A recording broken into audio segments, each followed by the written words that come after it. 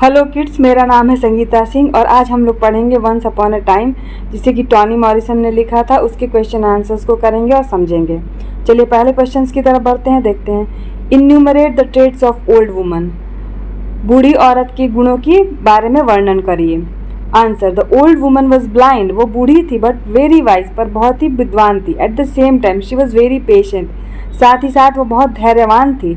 She was the daughter of a black American. वो एक black American की बेटी थी। She lived alone in small house outside the town. वो एक छोटे से घर में शहर के बाहर रहती थी। She was famous for her wisdom. वो अपनी बुद्धिमता के लिए विख्यात थी। अमंग हर पीपल, अपने लोगों के बीच में she was highly respected as a rural prophet. Rural मतलब होता है ग्रामीण, प्रॉफिट मतलब होता है जो कि अच्छी बातें लोगों को समझाते हैं, सिखाते हैं। तो वो बहुत ही रेस्पेक्ट की जाती थी रूरल प्रॉफिट के रूप में। When she was visited by some young people, जब कुछ नए लोग उनसे मिलने के लिए आए, यंग पीपल उससे मिलने के लिए आए, she showed her wisdom, उन्होंने अपना विजडम दिखाया, बुद्धिमता दिखाई। She was bold and witty, वो कैसी थी? बोल्ड भी थी और साथ ही साथ बुद्धिमान भी थी। आते हैं दूसरे क्वेश्चन की तरफ। Why did some young people visit her? क्यों कुछ नए लोग उससे मिलने के लिए आए, उसके यहाँ घूमने के लिए आए? Answer: some young people visited her to test her intelligence। कुछ नए लोग, कुछ यंग पीपल उसके यहाँ मिलने के लिए आए क्योंकि उसकी बुद्धिमत्ता की परख करना चाहते थे। दे वॉन्टेड टू प्रूव, वो ये प्रूव करना चाहते थे दैट शी वॉज फ्रॉड, कि वो फ्रॉड है। हु चीटेड पीपल, जो लोगों को चीट करती है, धोखा देती है। Quote a few lines from the text which highlight the plight of woman and depressed class. Plight मतलब होता है दयनीय स्थिति वुमन के बारे में, और डिप्रेस्ड क्लास मतलब जो कि समाज में जो कि दबाए हुए वर्ग हैं। हर समाज में कुछ लोग पिछड़े रह जाते हैं, उन्हीं को डिप्रेस्ड क्लास कहा जाता है। तो उनके बारे में कुछ लाइंस आप कोट करिए किताब से। In the piece Once Upon a Time, Toni Morrison has depicted the miserable condition of women and poor people of America। देखिए, जब वुमन होता है, जब एक औरत रहेगी तो हम उसको वुमन बोलते हैं, और जब एक से अधिक औरतें रहेंगी तो हम उनको विमेन कहते हैं। तो इसमें क्या कह रहे हैं? वंस अपॉन अ टाइम में टॉनी मॉरिसन ने मिजरेबल मतलब दयनीय स्थिति, मिजरेबल मतलब दयनीय, कंडीशन मतलब स्थिति, औरतों की मिजरेबल स्थिति, दयनीय स्थिति के बारे में लेखिका ने वर्णन किया है। एंड पुअर पीपल, और गरीब लोगों के बारे में भी जो अमेरिका में रहते हैं। She is a social reformer, वो एक सोशल रिफॉर्मर है, समाज सुधार करने वाली हैं। She wants to draw the attention of the American society towards their plight. वो अमेरिका के समाज का अपना ध्यान आकर्षित करना चाहती थी। प्लाइट मतलब होता है फिर बहुत ही दयनीय स्थिति जो होती है, बहुत ही गरीबी वाली स्थिति, उसकी तरफ अमेरिका के लोगों का ध्यान आकर्षित करना चाहती थी, इसलिए उन्होंने ये speech the. The following lines in Once Upon a Time highlights the plight of women and the depressed class। ये सब कुछ लाइन है, कुछ पंक्तियां हैं जो कि टेक्स्ट से ली गई हैं और औरतों के बारे में और डिप्रेस्ड क्लास जो हैं उनकी दयनीय स्थिति का वर्णन करती हैं। पहला क्या है? The woman is the daughter of slaves, black American, and lives alone in a small house outside the town. अब ये जो लाइन है इससे पता चलता है कि स्थिति बहुत ख़राब थी जो वहाँ के ब्लैक अमेरिकन थे।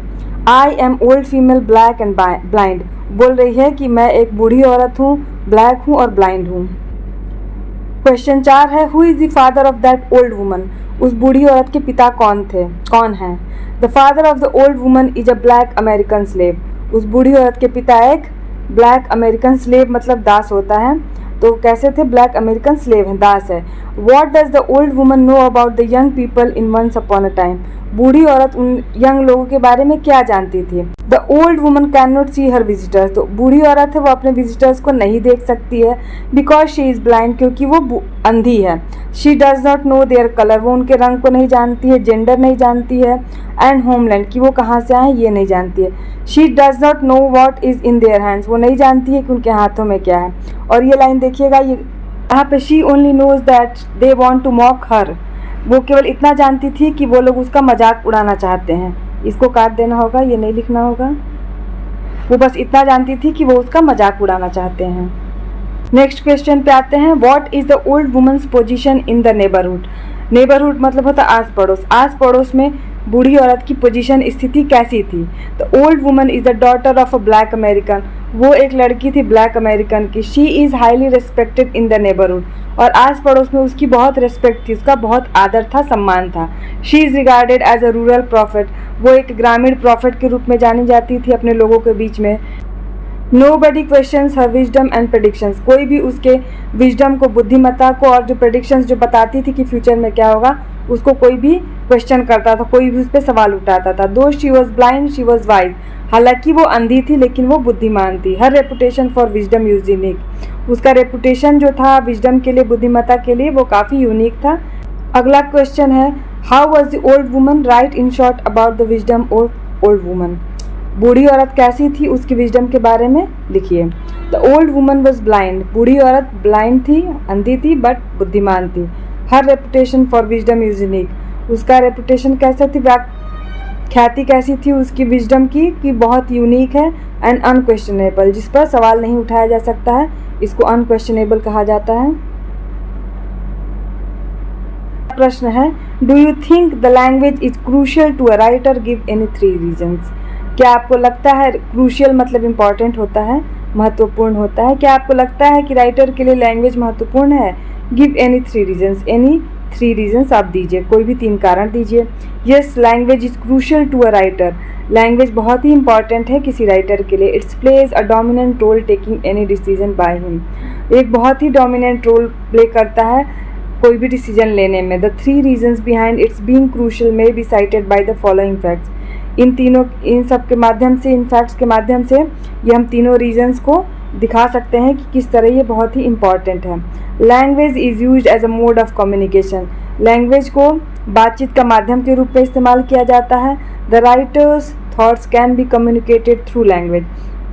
किसी भी राइटर की बात को, दिमाग की सोच को कैसे हम कम्युनिकेट करेंगे? लैंग्वेज के थ्रू ही कम्युनिकेट करेंगे. एक से दूसरे के बात पहुंचाना कम्युनिकेशन होता है. It gives satisfaction to different curiosities among the readers. Curiosity मतलब होता है उत्सुकता. ये जो अलग अलग उत्सुकता होती है लोगों के बीच में, वो सेटिस्फाई करने के लिए भी लैंग्वेज का इस्तेमाल होता है. It is language that tells us how to see without pictures. ये लैंग्वेज के थ्रू हम लोग जान पाते हैं कि बिना पिक्चर के भी हमारे सामने लैंग्वेज इतनी अच्छी सी व्याख्या करती है कि हमको लगता है कि हम सामने उस चीज़ को देख रहे हैं. Language can be used both as a verse and a prose. और इसको वर्स में भी, मतलब पोएट्री में भी, कविता में भी इस्तेमाल कर सकते हैं, और गद्य में भी इस्तेमाल कर सकते हैं, और पद्य में भी इस्तेमाल किया जा सकता है. अगला प्रश्न है, what do bird and woman signify to the speaker in once upon a time. Bird और वुमन किस चीज़ को सिग्निफाई करते हैं, किस चीज़ को दिखाते हैं इस chapter once upon a time में. In the speech once upon a time, bird and woman are used as symbols by the speaker Toni Morrison. इसमें टॉनी मॉरिसन जो लिखी हैं, इसमें बर्ड और वुमन को एक सिंबल की तरह इस्तेमाल किया गया है. The bird is in the hand of one of young visitor signifies language. जो चिड़िया है एक यंग विजिटर के हाथ में, जो एक लड़का चिड़िया पकड़ के लाया है, उसमें लैंग्वेज क्या दिखा रहा, बर्ड के थ्रू लैंग्वेज को दिखाया जा रहा है कि मतलब ये हमारे हाथ में है कि हम किस तरह से अपने लैंग्वेज का इस्तेमाल करते हैं. The woman who is famous for her wisdom. जो औरत, जिसके बूढ़ी औरत जिसके बारे में बात हो रही है, उसको दिखाया गया है कि वो अपनी विजडम, बुद्धिमत्ता के लिए प्रसिद्ध थी. सिग्निफाइज अ प्रैक्टिस्ड राइटर. वो क्या चीज़ को दिखाती है कि एक राइटर जो होता है, प्रैक्टिस्ड मतलब जिसने काफ़ी कुछ लिख चुका है, बहुत उसको जानकारी है, वो एक प्रैक्टिस्ड राइटर को दिखा रहा है. अगला प्रश्न है, who is the old woman in once upon a time. Once upon a time में बूढ़ी औरत कौन है? Where does she live. वो कहाँ रहती है? How is her reputation for wisdom. उसका रेपुटेशन कैसा है विजडम, बुद्धिमत्ता को लेकर उसकी ख्याति कैसी है? In the speech once upon a time, the old woman is the daughter of a black American. यह आप लोग खुद से समझिए, कोशिश करिए. She is a woman is the daughter of a black American. She is blind but wise. She lives alone in a small house outside the town. Her reputation for wisdom is unique and unquestionable. Next और आखिरी question है, why are the young visitors reprimanded in once upon a time. क्यों young visitors को किस लिए डांट पड़ी थी इस चैप्टर में? The young visitors in the story once upon a time were reprimanded because they thought of the old woman as fraud. क्योंकि उन्होंने सोचा कि बूढ़ी औरत जो है एक फ्रॉड है. टू प्रूव देयर पॉइंट, अपने पॉइंट को, अपनी बात को प्रूव करने के लिए. And to ridicule her, ridicule मतलब मजाक उड़ाना, उसको मजाक उड़ाने के लिए. दे मिसयूज्ड देयर पावर, उन्होंने अपने शक्तियों का गलत इस्तेमाल किया. They not only mocked old woman, उन्होंने न केवल बूढ़ी औरत का मजाक उड़ाया. मॉक मतलब अगेन रिडिक्यूल और मॉक को आप कह सकते हैं कि एक दूसरे के सिनोनिम मतलब पर्यायवाची हैं. तो उन्होंने मजाक उड़ाया, but also sacrifice the innocent bird just to achieve their, और साथ ही साथ उन्होंने छोटी सी चिड़िया का भी बलिदान दे दिया, उसको भी मार डाला अपने एम को, अपने लक्ष्य की प्राप्ति के लिए।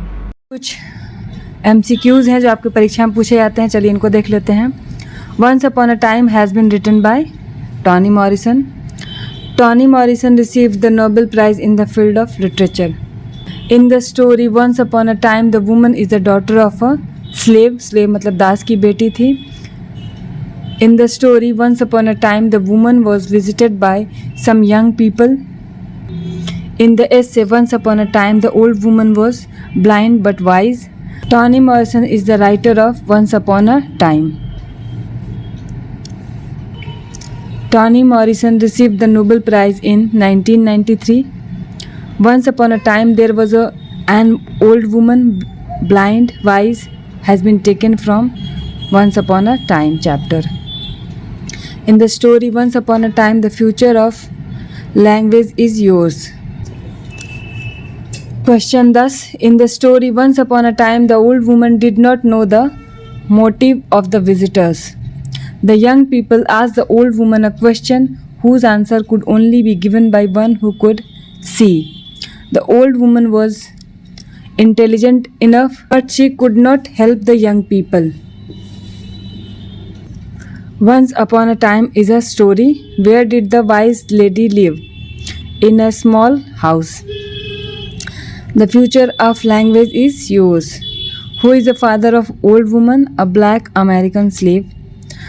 The old woman was famous for her wisdom. One day, young people came to her house. What does the bird represent? Bird क्या represent करती थी? Language. Indian social custom is a blend of many different strains and elements. Once upon a time there was an old woman. The old woman was wise. What is the position of old woman in her neighborhood? Rural prophet. Once the visitors who visits the old woman holds a bird in his hand. The old woman's house is situated outside of the town.